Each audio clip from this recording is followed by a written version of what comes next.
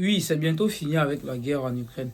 Cette semaine, les deux présidents, le président russe et le président américain, ont eu un accord, ont eu un appel téléphonique.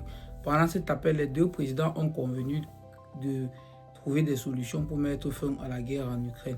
Du coup, le président américain Donald Trump a demandé au directeur de la CIA de diriger les négociations avec l'équipe russe.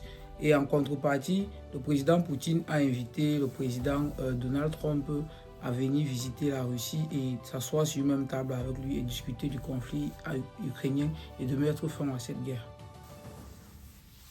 Après cet appel téléphonique, les actions monétaires russes ont pris un coup de ouf parce que nous avons constaté l'augmentation de manière très drastique du rouble russe. Actuellement, un rouble russe est égal à 7 francs CFA, ce qui n'était plus jamais arrivé depuis le début de l'opération spéciale en 2022. Maintenant, restons attentifs pour voir exactement ce qui va se passer parce que je tiens à rappeler qu'au cours de la semaine passée, le président Donald Trump a fait une sortie un peu polémique où il a dit que l'État ukrainien doit particulièrement 500 milliards de dollars à l'État américain.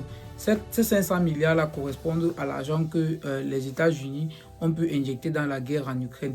Et en échange de ces 500 milliards injectés dans la guerre en Ukraine, le président Donald Trump a demandé une certaine garantie de remboursement parce que pour lui, il pense que peu importe l'issue de la négociation,